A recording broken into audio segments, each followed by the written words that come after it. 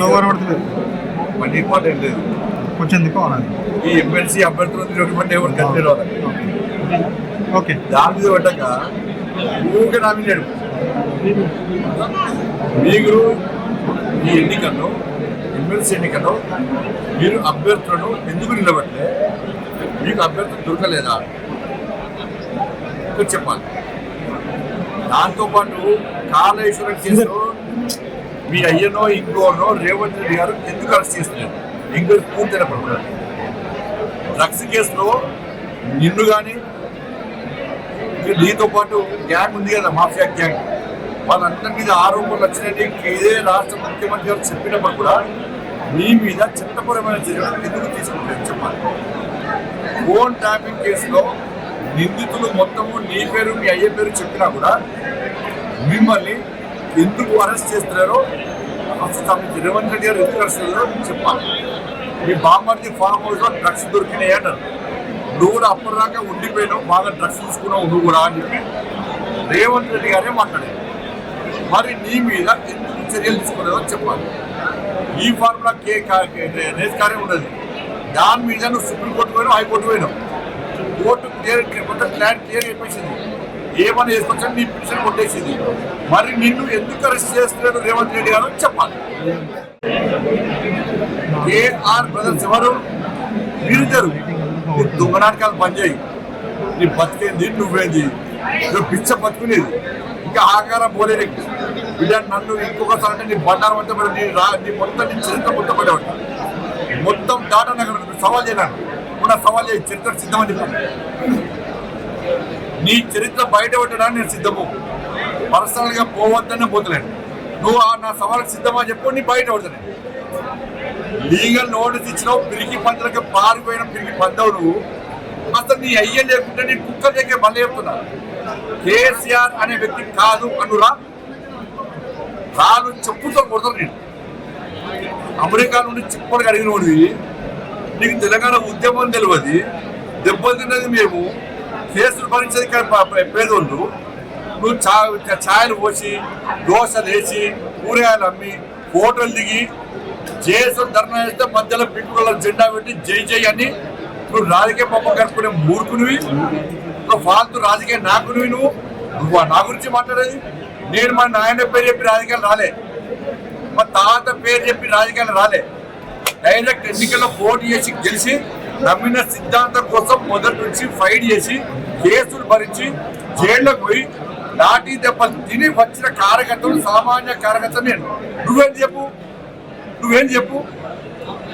మీ అయ్యా ఉద్యమకారులకు చలామణి అయితే ఉద్యమం తీవ్రంగా నడుస్తున్న సమయంలో నువ్వు దోషాలు వేసి ఫోటోలు దిగి ఉద్యమకారులుగా నటించి అమెరికా చిప్పలు కడుగుతున్నా నువ్వు. రాజకీయ నాయకుని అవతారం ఎత్తి నీకు ఏం తెలియకుండా ఏం లేకుండా వచ్చి అక్కడ మహేందర్ రెడ్డి గారి టికెట్ నీకు ఇప్పిస్తే నువ్వు తీసుకొని అక్కడ మోసం చేసి నువ్వు నీ కుటుంబం అందరూ రాజకీయ మీ పార్టీని నమ్ముకొని టీఆర్ఎస్ పార్టీ నమ్ముకునేటువంటి ఈ శోభకరంలో మోసం చేస్తున్నారు.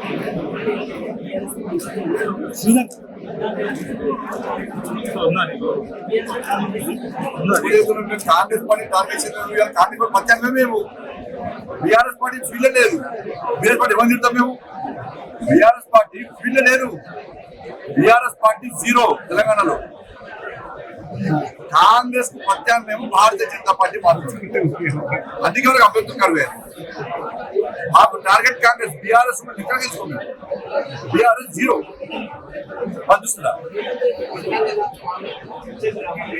నేను మళ్ళీ చెప్తున్నా, టైము డేట్ డిసైడ్ అయ్యి గ్రామాల వారిగా, మండలాల వారిగా, జిల్లాల వారిగా కేసీఆర్ పాలన నుంచి రేవంత్ రెడ్డి గారి 14 నెలల పాలన వరకు మొత్తం డీటెయిల్ రిపోర్ట్ పట్టుకోవడానికి ఏ గ్రామానికి, ఏ మండలానికి, ఏ స్కీమ్ కింద ఎన్ని నిధులు ఇస్తామో, ఎవరు అవినీతి కూడా మేము బయట పెట్టడానికి మేము సిద్ధము. 15% కమిషన్ కూడా బయట పెట్టడానికి సిద్ధం. ఎవరి దగ్గర 15% కమిషన్ ఎవరు తీసుకున్నారు, ఎవరు తీసుకోబోతున్నారు, ఎవరు డిమాండ్ చేస్తున్నారు కూడా మేము పూర్తి చిట్టాతో రెడీ ఉన్నాం. టైము, డేటు, ప్లేస్ డిసైడ్ చేసేది వాళ్ళు. మేము సవాల్ సిద్ధం, వాళ్ళు సవాల్ సిద్ధమా మనం డిసైడ్ చేయాలి. రాష్ట్ర అధ్యక్షుడు ఎవరు నిర్ణయిస్తే వాళ్ళు. మాది ఏక డివిజన్ పార్టీ కాదు. రాష్ట్ర అధ్యక్షుడు ఎవరిని చేస్తే మాకు మేము పక్కన అడిగి గ్రామాల వారికి ఇస్తాం. రాష్ట్ర గ్రామాల వారిగా, మండల వారిగా, జిల్లా వారిగా అన్ని సంక్షేమ పథకాలు కేంద్రం ఏమిచ్చింది, 6 క్యారెక్టర్లు ఏమి ఇస్తామో చెప్తాం. వాళ్ళు ఏమి ఇస్తారో కూడా చెప్తాం. మేము ఏం హామీ చెప్పకుండా ఎట్లా నెరవేర్చామో చెప్తాం.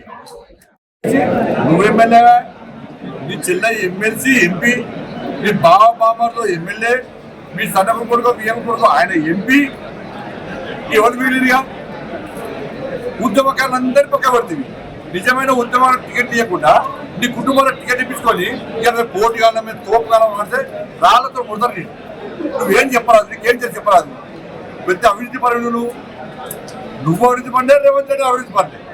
ఈ ప్రభుత్వం అంతే కదా, ప్రభుత్వం అంతే. ఇలా రేవంత్ కాంగ్రెస్ పార్టీని కొట్టాడేది మేము, కాంగ్రెస్ పార్టీకి సవాల్ ఇచ్చేది మేము, ఇలా ఎమ్మెల్సీ ఎన్నికల్లో గెలిచేది మేము. నీకు ఎమ్మెల్సీ అభ్యర్థి వేరు, నీకు ఓటేయడానికి ప్రజలు సిద్ధంగా లేరు. ప్రధాన ప్రతిపక్ష నాయకుడిని అయ్యవై ఫామ్లో తాగిమంటున్నాడు, అసెంబ్లీకి రాడు. మన ప్రధాన ప్రతిపక్ష నాయకుడు చెప్పుకుంటారు మీరు వాళ్ళు ఒకటి. ఈ అయ్యా ఢిల్లో రాజకీయాలు చేస్తారా, పైసలు ఇస్తున్నారా కాంగ్రెస్ వాళ్ళకు? మీ బీఆర్ఎస్ పార్టీ కాంగ్రెస్ పార్టీకి ఏటీఎం లెక్క మారింది. ఎప్పుడు మన పైసలు అవసరం ఉంటే, సొంత పాకెట్ మనీ అవసరం ఉంటే అప్పుడు మీ స్కామ్లు బయట పెడుతున్నారు, మనకు క్లోజ్ చేస్తున్నారు. ఏ ఒక్క కేసులో మిమ్మల్ని అరెస్ట్ చేస్తలేరు. మీ మీద రేవంత్ రెడ్డి గారు చట్టపరమైన చర్యలు తీసుకుంటలేరు. అంటే రేవంత్ రెడ్డి, మీ కుటుంబము రేవంత్ రెడ్డి ఒక్కటి అనే విషయం వాస్తవం. నువ్వు ఇంకొకసారి మాట్లాడితే నా సవాళ్ళకి సిద్ధమై మాట్లాడు. ఇష్టమైనట్టు నీ అహంకారం ఉంది కదా, పైసలు ఉన్నాయి కదా అని చెప్పి మాట్లాడితే రాళ్లతో గుర్తిపిస్తా. బిడ్డ తమాషా చేస్తున్నావు, యూజ్లెస్ ఫెలో. మళ్ళా మాట్లాడితే నోరు దగ్గర మాట్లాడు. నేను చాలా అదుపులో ఉన్నా, రెచ్చగొట్టే ప్రయత్నం చేయను. నీకు నోరు ఉంది కదా, పైసలు ఉన్నాయి కదా, నీ అయ్యున్నాడు కానీ మాట్లాడితే మాకు మా పార్టీ ఉంది, మా పార్టీ కార్యకర్తలు చలో బలప్రదర్శన సిద్ధమని చెప్పు. నీ పార్టీ బహిరంగ సభ పెట్టు, నా పార్టీ బహిరంగ సభ పెడతా. నీ కార్యకర్తలు బహిరంగ సభ పెట్టు, నా కార్యకర్తలు బహిరంగ సభ పెడతా. చలో ఎక్కడో సిద్ధమని చెప్పు. పైసలు ఇచ్చి, తీర్చం ఇచ్చి, బిర్యానీ ఇచ్చి బహిరంగ సభ పెట్టే పార్టీ మాది కాదు, గుర్తుంచుకో బిడ్డ.